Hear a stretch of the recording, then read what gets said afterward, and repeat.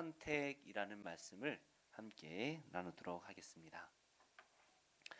우리의 믿음이 자란다라는 것이 어떠한 의미일까요? 믿음이 자란다. 참 눈에 보이는 것도 아니고 이거 참 한마디로 정의한다라는 것이 쉬운 게 아닌 것 같습니다. 그런데 저는 아이들이 자라는 모습을 보면서 이 믿음이 자란다라는 것이 무엇인지 좀 알 것 같아요. 철없는 아이들은 당장 그 이익을 위해서 다른 것이 보이지 않죠. 예를 들면 사탕을 10개로 주면 10개를 다 먹을 수 있어요. 왜요? 그게 나중에 내 이를 썩게 만드는지 배가 아픈지 아무것도 생각 안 해요. 그냥 눈앞에 보이면 먹는 거예요. 예전에 저희 누구라고 꼭 찍으면 좀 그러니까 아들 중에 한 녀석이 큰 애가 큰일 났어 그래 봤더니 그 비타민 젤리를 그죠? 입에 한가득 넣고 그걸 몰래 먹고 있다가 큰애가 이제 보고 입에다 손가락을 넣어가지고 다 하니까 애가 그걸 안 뱉으려고 얼마나 맛있어요. 그러니까 그걸 안 뱉으려고 입을 꼭 다물고 있는 걸 억지로 이렇게 빼내가지고 울고 왜요? 그 맛있는 걸 못 먹게 하니 얼마나 속상해요, 그죠? 그걸 많이 먹으면 배 아프다라는 그 겉에도 적혀 있잖아요. 하루 몇 알 이상 먹지 말라고. 그거를 이해를 못 하는 거예요. 눈앞에 있는데 안 주니까 쓰러지는 거죠. 당장 내 눈앞에 있는 이 사탕이 나중에 먼 미래에 내가 성인이 돼서 들어갈 아파트랑 비교가 되지 않습니다. 그냥 눈앞에 있는 게 좋은 거예요. 나중이라는 것이 없는 게 철이 없다라는 것 중에 하나인 게 아닌가 생각이 듭니다. 그런데 잘할수록 당장의 이익보다 더 소중한 것이 있다라는 것을 알아가죠. 어릴 때는 나한테 사탕을 안 주는 엄마가 세상 제일 미운 사람이에요. 당장 내 눈앞에 아이스크림이 먹고 싶은데 그거 안 사주는 엄마가 세상 제일 나쁜 엄마예요. 엄마 나빠 그죠? 그런데 나중엔 알게 되잖아요. 철이 들면 그 엄마가 참 소중한 분이었구나. 이 가치를 알게 되는 거예요. 그래서 점점 자란다라는 것은 당장의 이익보다 나중을 생각하게 되고 나보다 더 지혜로운 사람의 말을 듣는 것이 나에게 유익이 된다라는 것을 깨달아가는 과정인 것 같습니다. 아주 오래된 유머인데요.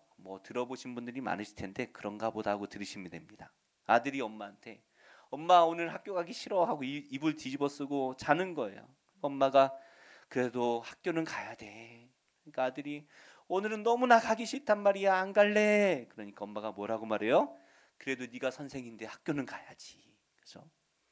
선생이 철이 안 들면 뭐가 중요한지 모르는 거예요. 제가 전에 가르치던 한 학생이 있는데 부모님이 잘 사셔요. 태어나자마자 우리 집은 부자였어요. 전혀 부족함이 없이 자랐습니다. 근데 엄마가 공부하라니까 억지로 공부를 하는데 꿈도 없고 희망도 없고 그냥 부족한 게 없으니까 그냥 다 이렇게 사나 보다. 엄마 아빠가 내 삶을 책임져 주겠지. 그래서 살아가는 거예요. 늦둥이 딸이라 또 이쁘기도 하겠죠. 그런데 이제 고등학생이 될 때에 부모님이 큰 결단을 하고 방학 내내 몇 달 동안 이제 그 가난한 나라 해외 봉사를 보낸 거예요. 그래서 좀 넓은 세상도 보고 자기만 아는 아이가 아니라 좀 세상을 다른 사람을 볼 수 있는 아이가 됐으면 좋겠다. 갔다 오더니 얘가 변했어요. 이렇게 다 잘 사는 줄 알았는데 동네가 잘 사니까 다 잘 사는 줄 알았는데 세상 이런 사람들이 있구나.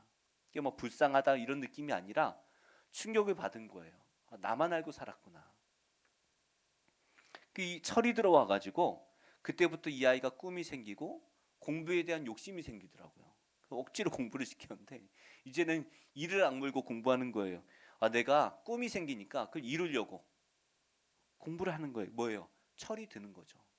옛날엔 그냥 내가 기쁜 대로 내 마음대로 살아왔다면 철이 들고 나니까 나 외에 정말 다른 세상이 있는 거구나. 배려하며 또 하나님 기뻐하시는 뜻을 구하며 살아가게 되는 거예요. 우리의 믿음이 그런 것 같습니다. 이제 막 예수님을 믿을 때에 철없는 믿음을 가질 때는 나만 알죠. 당장 눈앞에 있는 이익만 구합니다. 내가 지금 굶어 죽게 생겼는데 남을 어떻게 생각해요? 그런데 영혼의 철이 들기 시작하면 당장 눈앞에 있는 것보다는 이제부터는 하나님을 의지하고 신뢰하며 살아가게 되는 거예요. 당장 눈앞에 있는 게 아니라 눈에 보이지 않는 그 하나님을 신뢰하며 살아가는 거예요. 그래서 히브리서는 믿음에 대해 이렇게 표현합니다. 믿음은 죄송합니다. 같이 읽어요. 시작. 믿음은 바라는 것들의 실상이요 보이지 않는 것들의 증거니. 당장 눈에 보이는 세상을 바라보고 의지하는 게 아니라 뭐요? 보이지 않는 그것을 바라는 거예요. 하나님께서 나에게 약속하신 것을 반드시 주시리라 하는 것을 믿음으로 바라보는 거예요. 그래서 하나님 말씀대로 살면 당장 손해볼 것 같습니다. 당장 손해볼 수밖에 없어요. 그런데 나중에 반드시 나에게 상 주실 것을 바라는 것, 그게 뭐예요? 믿음이라는 거예요. 근데 우리가 그게 포기할 수 있나요? 포기가 잘 안 되죠. 그게 점점점 자라가는 것. 처음에는 작은 것을 포기해보고 또 나중에는 조금 더 큰 것을 포기해보고 나중엔 나의 삶 전체를 하나님 위해서 다 포기해볼 때 그게 나에게 유익이다라는 것을 깨닫는 것. 그게 믿음의 철이 드는 것입니다. 그래서 이 믿음대로 살아갈 때 하나님 나라에서 상이 있을 줄로 믿습니다. 우리 옆에 분과 이렇게 인사하겠습니다. 큰 상 받으시겠습니다. 네, 큰 상 받으시겠습니다. 네. 우리가 계속해서 도망다니고 있는 다윗과 또 그 다윗을 죽이기 위해 지구 끝까지 쫓아가고 있는 사울에 대한 말씀을 묵상하고 있습니다. 지금 다윗의 인생을 힘들게 하는 사람이 누구예요? 사울이에요. 많이도 아니에요. 사울 한 사람이에요. 사울이 미치기 전에는 다윗이 세상을 다 가진 사람 아니었습니까? 골리앗을 죽이면서 모든 이스라엘 백성들이 왕은 천천히요, 다윗은 만만히요 하면서 만세 만세 외치는 거예요. 그리고 왕의 옆에서 이 군대의 호위 대장, 지금이야 뭐 총리가 높은가요? 뭐 잘 모르겠습니다만은 이 시대에는 군사를 지휘하는 사람이 최고잖아요. 군대 장관을 어린 나이에 한 사람이에요. 왕의 사위가 된 사람이에요. 뭐가 부족하겠습니까? 세상 다 가진 사람이에요. 하지만 사울에게 악령이 드니까 이 사울 한 사람이 다윗을 미치도록 만드는 거예요. 사람 미치고 환장하는데 여러 사람 필요 없습니다. 그죠? 한 사람만 나를 미치게 하면요, 세상 죽을 것 같아요. 그게 세상인 인생인 것 같아요. 지금 다윗이 이 사울을 피해서 광야에서 이리저리 도망다니고 있잖아요. 우리가 지난주에 묵상한 말씀처럼 다윗이 산 이쪽으로 피하면 사울이 저쪽에 있습니다. 그럼 사울이 또 군사를 이끌고 저쪽으로 돌아가면 다윗의 또 부하들이 사울이 이쪽으로 오고 있습니다 하면 다윗은 또 이 산 이쪽으로 피해 오고, 이게 숨바꼭질이 뭐 돈 내고 돈 먹기의 숨바꼭질이 아니잖아요.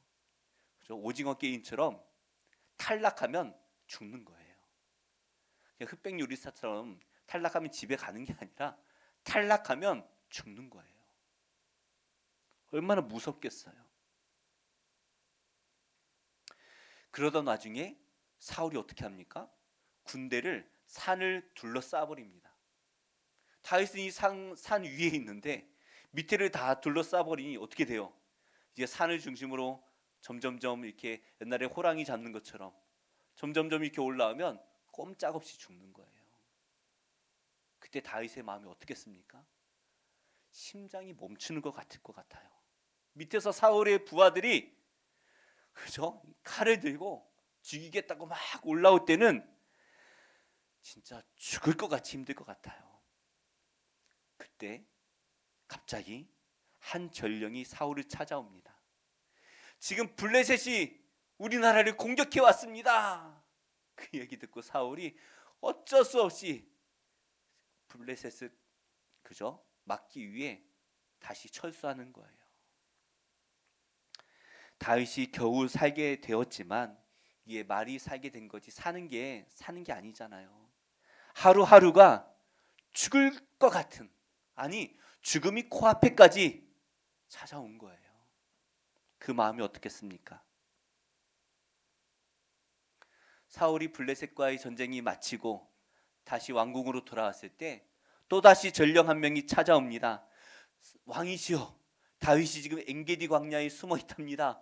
빨리 가십시오. 사울이 또 부랴부랴 군대를 모아가지고 다윗을 잡으러 가는 거예요. 이게 다윗이 숨을 데가 없어요. 어딜 가도 다 고발자들이 있어가지고 지금 다윗을 다 잡아 죽이려고 혈안이 되어 있는 겁니다. 이제 다윗이 꼼짝없이 또 죽게 됐어요. 사울이 삼천의 군사를 끌고 다윗을 잡으러 갑니다. 아마 이때 다윗은 몰랐던 것 같아요. 그래서 그냥 언제나 숨어 있으니까 깊은 굴 속에 숨어 들어갔습니다. 사울의 군사들이 밖에 다니다가 사울이 잠깐 내가 볼일 좀 보고 오겠다. 우리 성경에 보니까 뒤를 보러 갔다라고 번역이 되어 있어요. 원어로는 히브리어로는 발을 가린다라고 되어 있거든요. 발을 가리러. 발을 가린다라는 게 뭘까요? 잘 모르겠어요. 그죠? 그래서 학자들이 두 가지로 추정하는데, 하나는 이제 볼일 보러 갈 때 발을 가린다라고 해석하기도 하고, 하나는 잠을 자러 갈 때 발을 가린다라고 해석하기도 하는데, 보통은 이제 볼일 보러 간다라고 할 때 발을 가린다라고 보통 그렇게 해석을 해요. 그래서 우리 성경에 이제 뒤를 보러 간다라고 이렇게 번역을 했는데요. 정황상 보면 잠을 자러 간 게 아닌가 싶어요. 정황상. 그래서 사울이 굴에 들어옵니다. 어두컴컴하니까 잘 안 보이잖아요. 근데 그 굴 밖에 이제 보초를 서고 있던 군사들이 보니까 사울이 들어오는 거예요. 처음에는 깜짝 놀랐을 겁니다. 죽었다. 죽었다. 이 굴이 뒤에는 이제 막혀 있으니까 갇혔다. 이제는 죽었다. 그 이제 부하들이 슬금슬금 사울이 들어오는 만큼 슬금슬금 들어가는데 보니까 사울이 혼자 들어오는 거예요. 야, 이거 잘 됐다. 기회다. 다윗의 부하들이 굴 깊은 곳에 숨어 있는 다윗을 찾아가서 이 소식을 알립니다. 우리 4절 말씀 함께 읽겠습니다. 다윗의 사람들이 이르되 보소서, 여호와께서 당신에게 이르시기를 내가 원수를 내 손에 넘기리니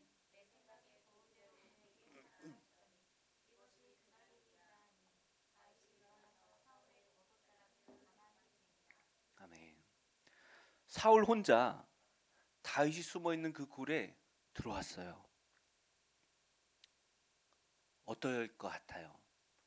성도님들이시라면 어떻게 하시겠습니까? 우리는 내용을 아는 분들이 계시겠지만 저라면 기회다. 그건 하나님 주신 기회예요. 부하들도 그렇게 말했잖아요. 그렇죠? 누군가 또 기도하다가 그런 응답을 받았는지도 모르겠어요. 이 다윗의 부하들은 이것은 하나님께서 주신 기회다. 그렇죠? 하나님 주신 기회다. 이렇게 해석을 했어요. 지난주 말씀을 보면 생각해 보면 재밌어요. 사울이 다윗이 한 성읍에 들어갔다라는 소식을 들었을 때, 다윗이 한 성읍에 들어갔습니다라는 소식을 들었을 때 사울이 어떻게 생각을 합니까? 성은 문만 닫으면 되잖아요. 사울이 저 성읍이 문이 달린 저 성읍에 들어간 것, 사울이 어떻게 해석을 해요? 아, 이것은 하나님께서 나에게 다윗을 죽일 수 있는 기회를 주신 것이구나라고 해석을 합니다. 은혜라고 해석을 한 거예요. 하나님께서 원수 같은 저 다윗을 죽일 수 있는 기회를 나에게 은혜로 주셨구나. 이제 끝났어. 사울이 이렇게 해석을 해요. 생각해 보면 지금 다윗의 부하들도 그렇게 생각을 하고 있는 거예요. 여호와께서 당신에게 말씀하시지 않았습니까? 내가 원수를 너의 손에게 넘길 것이다 라고 말씀하시지 않았습니까? 그 원수가 바로 이 사울입니다. 맞지 않습니까? 탁탁 들어맞아요. 그럼 어떻게 해야 돼요? 순종해야죠. 하나님 말씀이니까. 잘 생각해 보세요. 이 사울만 죽이면 다윗의 모든 고생이 다 끝납니다. 이제 다윗이 자기 마음에 드는 사람들을 모아서 나라를 세우면 돼요. 왕이 되면 돼요.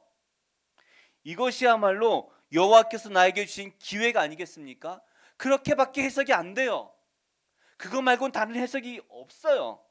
그런데 다윗은 어떻게 이것을 해석해요? 우리 6절 말씀 함께 읽어볼까요? 시작. 자기 사람들에게 이르되 여호와께서 금하시는 것이니 그는 여호와의 기름 부음을 받은 자가 됨이니라 하고.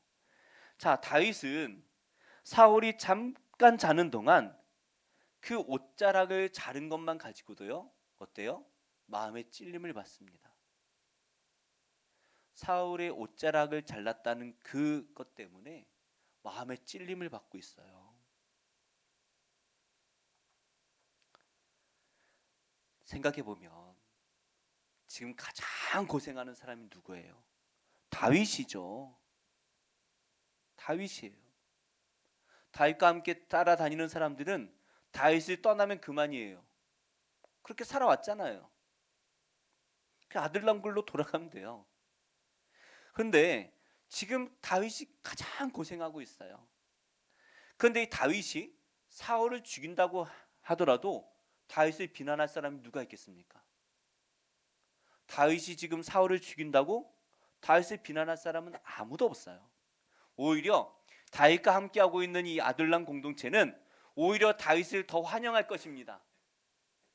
당신이 이제 왕이 되실 것이니 우리 너무나 기쁩니다. 우리의 왕이 되어 주십시오라고 외칠 거예요. 어쩌면 이 사울 한 사람을 죽이면 이 공동체가 수백 명의 공동체가 다 사는 거 아닙니까? 더 나아가서 이 사울 때문에 망가져 버린 이 한 나라를 살릴 수 있는 절호의 기회가 아니겠습니까? 이때예요, 이때. 근데 다윗은 다른 결정을 합니다. 다윗은 사울을 죽이는 대신 사울을 살려줘요. 그 증거로 사울의 옷자락을 잘라가요. 조용히 가서 사울의 옷자락을 자릅니다. 그래서 사울이 볼일을 보는 게 아니라 잠을 자고 있었던 게 아닐까 생각하는 거예요. 그죠? 볼일을 보면 아무리 그죠? 사람이 둔해도 뒤에서 옷자락까지 잘라가는데 모르기가 쉽지 않으니까. 그죠? 그런데 다윗이 왜 옷자락만 잘라갔을까요? 죽이면 편한데. 아니, 죽이는 걸 오히려 이 이스라엘 백성들이 더 환영할지도 몰라요.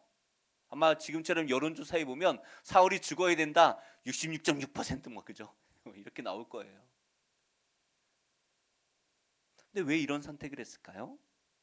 여호와께서 기름 부으신 사람을 칠 수가 없다라는 것입니다. 그리고 다윗은 그것을 부하들에게 명령으로 내려요. 너희들 절대로 여호와께 기름 부은 저 사울을 죽이지 말아라. 명령을 내립니다. 어떤 거짓말을 진실인 것처럼 포장을 하는 데는요, 그렇게 어렵지 않다고 말해요. 다 거짓말인데 진실을요 조금만 섞으면 사람들이 속아 넘어간다고 말합니다. 많은 진실이 필요 없다고 말해요. 전문가들이, 심리학자들이 50대 50 아니래요. 진실이 10%만 들어가도 사람들이 속는다는 거예요. 거짓말을 조금만 섞으면 사람들이 다 속아 넘어가요. 그래서 사기꾼들의 말이 대부분 거짓말이잖아요. 근데 그 조금 섞여 있는 사실 때문에 다 속아 넘어가는 거예요. 그럼 이게 진실이에요, 거짓이에요? 거짓이죠. 반대로 진실이 90%고 거짓이 10%라면 진실입니까, 거짓입니까? 거짓이죠. 이렇게 사탄이 우리를 유혹해서 넘어뜨릴 때 이 방법을 잘 사용합니다. 우리 눈에 보이는 현실을 이용해서 하나님의 뜻을 왜곡시켜 버려요. 거짓말을 하면서 진실을 살짝 섞어버려요. 우리 눈에 보이도록 흔들어대는 거예요. 그러면 우리는 하나님께서 무엇을 기뻐하시는지 우리는 놓쳐버립니다. 그게 우리의 연약함이에요. 내가 판단해서 하나님을 기쁘시게 하려고 할 때 그게 넘어지는 거예요. 불의한 방법으로 돈을 벌어서 그걸로 하나님께 영광을 돌리면 더 많은 사람들을 구제할 수 있지 않습니까? 그게 세상의 방법이잖아요. 예수님의 제자들이 예수님께 향유를 부은 여인을 향하여 저걸 팔아서 가난한 자들을 나눠주면, 그죠? 나눠주면 더 하나님 기뻐하시지 않겠느냐? 뭐가 진실이에요? 사실은 그 사람들은 도둑이라서 그 돈을 빼돌리려고 하는 건데 진리를 조금만 섞으니까 그 제자들의 말이 옳아 보여요. 사울은 다윗을 죽이는 것이 하나님께서 주신 기회로 알았습니다. 사탄이 이 다윗을 가두어 있다라는 것을 하나님이 주신 은혜로 바꿔버리는 거예요. 다윗의 부하들도 마찬가지죠. 사울이 혼자 눈앞에 지금 굴에 들어왔다라는 똑같은 사실을 보는데 다윗의 부하들은 이것이 하나님께서 주신 기회라고 해석을 하는 거예요. 진짜 그것을 하나님께서 주신 것인지 하나님께 여쭤보면 되는데 내 눈에 보이는 대로 내가 판단을 하니까 그게 너무나 분명한 거예요. 분명해요. 그런데 어떻습니까? 둘 다 사탄이 주는 마음인 거예요. 예전에 한 큰 교회가 분열되었는데요. 한쪽에서는 목사님 반대편에 선 사람들이 목사님 편에 선 성도들을 향해서 마귀들과 싸울지라 찬양을 부르는 거예요. 근데 또 목사님 편에 선 사람들이 저 사람들을 향해서 마귀들과 싸울지라 외치는 거예요. 누가 옳을까요? 목사님이 무조건 옳은가요? 서로 마귀들과 싸울지라 불러댈 때에 누가 맞는 걸까? 참 쉽지 않아요. 그렇죠? 근데 다른 말로 바꿔보면요. 누가 이길까요? 누가 이길 것 같아요? 교회가 분열돼서 목사님 편, 목사님 반대편 싸우면 누가 이길 것 같아요? 사탄이 이겨요. 누가 이기는지 중요하지 않아요. 결국 사탄이 이기는 거예요. 하와가 타락할 때 사탄이 그 하와의 눈에 그 선악과가 어떻게 보여요? 보암직하고 먹음직하게 보이는 거예요. 아무리 봐도 이거는 하나님처럼 될 것 같아요. 먹어야 될 것 같아요. 보암직해요. 하와가 바보입니까? 죄가 없는 여인이잖아요. 그런데 아무리 봐도 그게 맞아요. 내가 맞아요. 그런데 내가 맞는 그것이 하나님을 바라보지 못하게 만드는 거예요. 믿음의 사람은 눈에 보이고 세상이 말하는 그 맞는 일을 먼저 계산하는 사람이 아닌 거예요. 내가 볼 때 이게 맞아요. 당장 나에게 유익을 줄 것 같아요. 근데 하나님의 뜻이 아니면 아닌 거예요. 그래서 그렇게 사는 게 어렵잖아요. 아니에요. 반대로 생각하면 그렇게 사는 게 제일 쉬운 거예요. 왜요? 하나님 뜻대로만 살면 돼요. 문제는 뭐예요? 나를 내려놓지 못한 거예요. 내가 하나님이 되는 거예요.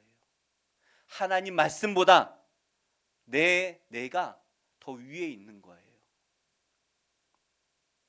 다윗은 자기도 도망치는 도망자 신세 아니겠습니까? 가장 지금 억울하고 가장 힘든 사람 아니겠습니까? 그런데 블레셋이 이스라엘을 공격할 때 가장 먼저 뭐예요? 여호와께 여쭈어보는 거예요. 눈에 보이는 현실을 보면 나도 지금 죽겠는데 누굴 도와줘요? 근데 여호와께 여쭈어보는 거예요. 사울이 앞에 있는데 저 사울만 죽이면 이제 다 끝나는 거예요. 내가 왕이 되고 우리나라도 살리고 다 좋은 거예요. 그런데 다윗은 여호와께서 무엇을 기뻐하실지 그 하나님의 마음을 먼저 구하는 거예요. 무엇이 옳습니까? 어떤 일이 옳습니까? 지금 세상은 그렇게 말해요. 아니, 저 사울을 죽이고 당신이 왕이 되어서 하나님께서 기뻐하시는 나라를 세우고 백성들을 하나님께로 인도하는 것이, 그것이 당신이 해야 될 책임 아닙니까? 라고 말해요. 세상이 그렇게 요구하고 있고 교회가 따라가고 있어요. 그런데 정말 교회가 할 일은 뭡니까? 무엇이 옳은가를 판단하는 것이 아니죠. 교회는 기도해야 돼요. 하나님 앞에 나아가서, 하나님, 우리가 지금 무엇을 해야 됩니까? 세상의 말과 내 생각과 맞지 않을지라도 하나님께서 기뻐하시는 뜻이라면 순종해야 되는 것입니다. 무엇이 옳습니까? 어떻게 하는 것이 옳습니까? 양쪽 이야기 들어보면요, 다 맞아요. 이렇게 해도 장점이 있고 단점이 있고, 저렇게 해도 장점이 있고 단점이 있어요. 근데 진짜 맞는 이야기는 뭐예요? 하나님 말씀이 맞는 거예요. 믿음은 보이는 것, 옳은 것, 이치에 맞는 것에 따르는 것이 믿음이 아닙니다. 하나님께서 우리에게 이성을 주셨지만, 그러나 보이지 않는 그 하나님께서 나를 사랑하셔서 나를 위하여 독생자까지 내어주신 그 사랑의 하나님을 바라보면서 하나님의 말씀이 무조건 옳습니다. 무조건 옳습니다. 그가 주시는 은혜를 구하며 살아가는 것, 이것이 믿음인 것입니다. 오늘 사울을 죽이고 왕의 자리에 오를 수가 있겠죠. 다윗이 사울만 죽이면요, 그냥 왕이 되는 거예요. 한 공동체를 살릴 수 있고 한 나라를 살릴 수도 있습니다. 도덕적으로 뭐가 더 옳아요? 사울을 죽이고 왕이 되는 게 옳을까요? 아니면 사울을 살려두고 계속해서 온 나라가 고생하는 게 옳을까요? 도덕적으로 봐도 사울을 당장 죽이는 게 옳아요. 그렇지 않습니까? 누가 다윗을 비난할 수가 있어요. 하지만 이것이 여호와의 뜻이 아니라면 하지 않는 것, 이것이 믿음인 줄 믿으시기 바랍니다. 그래서 믿음은 공허한 것이 아니에요. 제가 예수님 믿습니다, 제가 하나님 믿습니다, 내 마음대로 하나님 믿는 것, 그렇게 공허하게 입으로 외치고 찬양으로 제가 주님을 잘 믿습니다라고 말하는 게 아니에요. 믿음은 결단이에요. 제가 하나님 말씀에 순종하며 살겠습니다, 결단하는 것. 그래서 우리의 삶으로 하나님의 기쁘신 뜻을 나타내는 것. 세상이 나를 바라보며 저 바보, 왜 저 좋은 직장을 버리고 선교를 떠나지? 왜 저 좋은 직장에 다니면서 그것으로 헌금하면서 수많은 교회를 세워도 되는데 왜 저 바보같이 고생하면서 살아가지? 왜 저 멀리까지 가서 사역을 해야 되나? 사람 많은 곳에 가서 교회를 세우면 잘 될 텐데. 그런 말을 들을지라도 그런 말에 순종하는 것이 아니라 여호와께서 원하시는 일이라면 그것이 나에게 고생이 된다 할지라도 순종하겠습니다. 이것이 믿음이에요. 바울이 그런 사람 아니었습니까? 모든 것을 가진 바울이었지만 예수님을 믿을 때에 세상에 좋은 것들, 다 가졌던 것들을 다 버리고 그것들을 뭐라고 표현해요? 배설물이라고 표현하는 거예요. 우리는 그것 중에 하나만 가져도 좋은데, 서울대만 가도 좋은데, 국회의원만 돼도 좋은데, 미국 시민권만 가져도 좋겠는데, 부자 아버지 밑에서 행복하게 살아도 좋겠는데, 바울은 자기가 가졌던 그 모든 것을 배설물로 여기는 거예요. 제 후배 중에 한 명이 공부를 참 잘했습니다. DNA가 좋은 것 같아요. 그죠? 공부 잘하는 집안이 있나 봐요. 아버지도 옛날에 명문대를 나와서 대기업을 다니셨고, 동생도 서울대 나왔어요. 공부를 잘하는 집안이에요. 본인도 얼마나 똑똑한지 몰라요. 서울대 갈 실력이 되었다라고 본인이 말하니까 믿어줘야지 어떻겠어요, 그죠? 그런데 하나님께 소명을 받아서 청신대를 입학합니다. 제가 보니까 정말 실력이 있어요. 사역도 너무나 잘하고 성격도 너무나 좋고 싹싹하고 설교도 잘하고 부족한 게 하나도 없어요. 어떤 대형 교회를 가도 훌륭하게 목회할 수 있는 목사인 것 같아요. 제가 보니까 그래요. 후배지만 부러워요.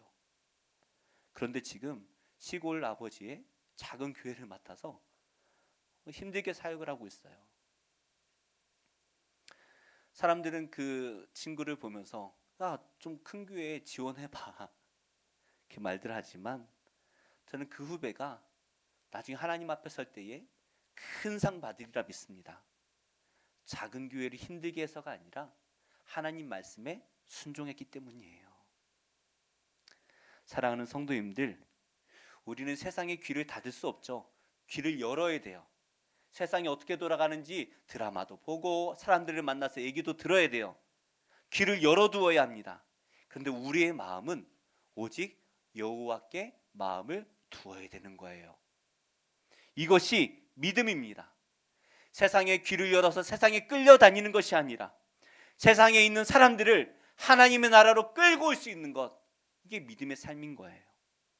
저도 그렇게 살기가 어려워요. 하지만 우리가 2026년 새해 우리가 그렇게 바보처럼 한번 살아봤으면 좋겠어요. 세상 사람들이 좀 바보같이, 야, 너 왜 바보같이 사냐? 하나님 그렇게 살라고 했으니까, 예수님께서 그렇게 살으라고 하셨으니까 우리가 그렇게 살아봤으면 좋겠어요. 우리를 예수밖에 모르는 바보라고 손가락질할 때 그것이 우리의 면류관이 될 것이라 확신합니다. 그 면류관을 바라보며 표대를 향하여 살아가는 복된 인생 되시기를 예수님의 이름으로 축복합니다. 우리 옆에 분과 이렇게 인사하겠습니다. 큰 면류관을 쓰신 것 같습니다. 예, 또 너무 큰 면류관 하면은 목 디스크 생기니까 예, 예, 농담입니다. 우리 말씀을 좀 기억하면서 함께 기도했으면 좋겠습니다. 하나님, 제가 세상을 살아가며 세상에 마음을 두는 것이 아니라 하나님께 마음을 두는 인생이 되게 하여